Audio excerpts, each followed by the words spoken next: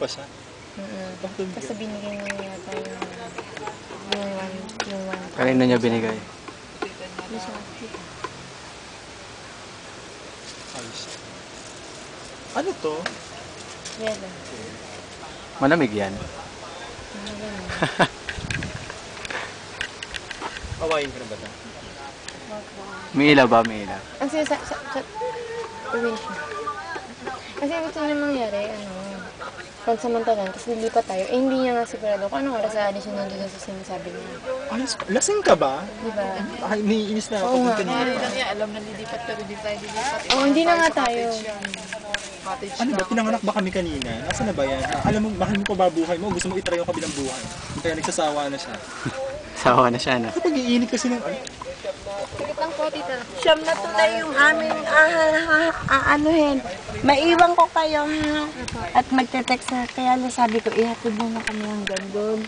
Saan po? Sa kanto. Kasi siyam na tulay yun. Hindi namin alam. Kasi tayo na ha? Bahala na kayo ha. Oo, dito na daw sa samahan. Apa. Sakit lang po, tita. May sasabihin lang po ako sa kanila. Sige, sige.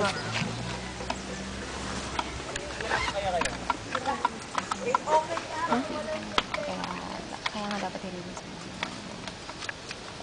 Ano? Kaya nilitin siya kakan. So parang yung pinaka-ano yun. Is yun na.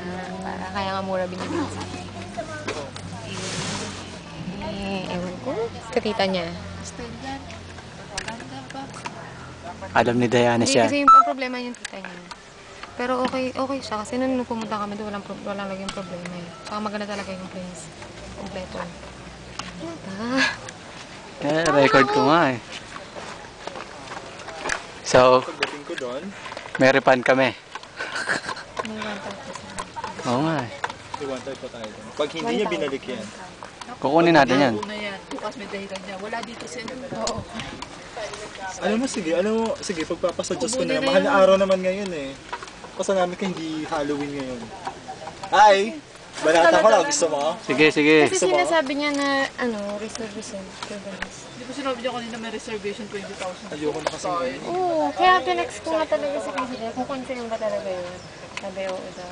Di ba yung mga binigay ko sa impression ng sa galera, di ba? Kung ganun din naman, doon na tayo.